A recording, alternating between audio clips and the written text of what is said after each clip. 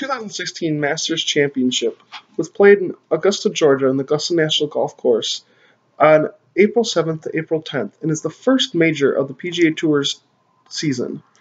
It's the most exclusive of all the majors, where you have to go through multiple qualifying rounds. If you're not in the top 50 in points, haven't placed well in the majors in the past, aren't top amateurs, it's extremely exclusive.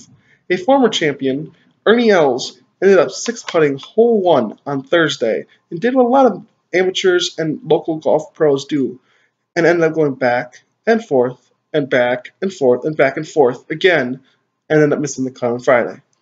Jordan Spieth, the 22-year-old defending champion, shot a blistering 66 on the first day of competition to take a -6 lead into Friday.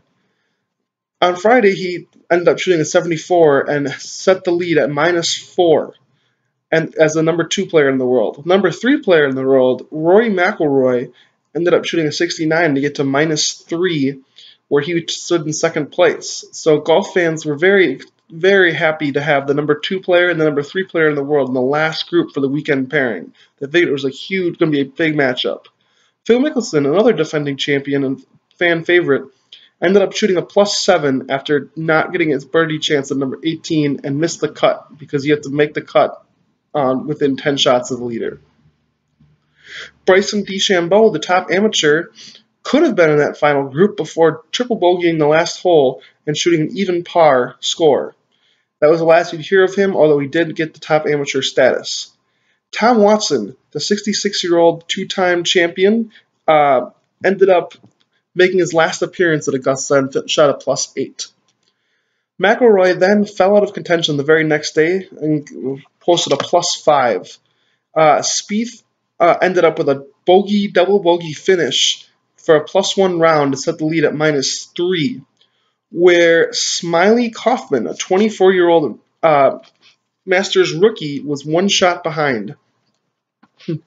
Bernhard Langer, two-time Masters champion in 1985 and 1993, 58 years old, had a score of -1 after day 3.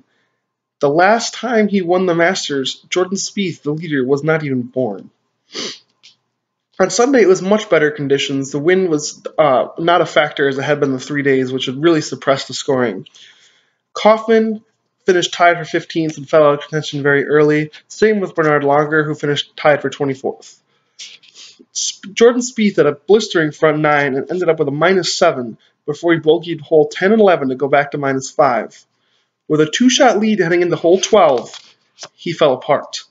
He hit his first shot from a 150-yard par 3 into the water.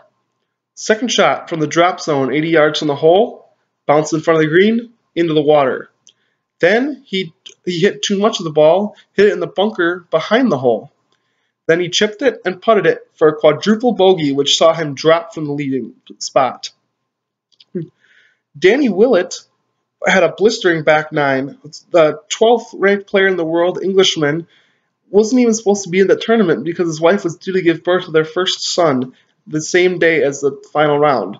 But she happened to give birth on March 30th, so he was able to play and birdied hole 14 and 16 to get all the way up to -5 and with the lead in the clubhouse. Fellow Englishman Lee Westwood, who was playing with him, ended up with a -2, which would be tied for second. And Spieth had a chance to come back and win it, but ended up missing a birdie putt on 16 and bogeyed 17 to tie with Lee Westwood for second place. In his 3 Masters appearances, Jordan Spieth has taken second, first, and second. Although this one has got to hurt. So finally, Danny Willett was the champ and moved to number 9 in the world. Thank you.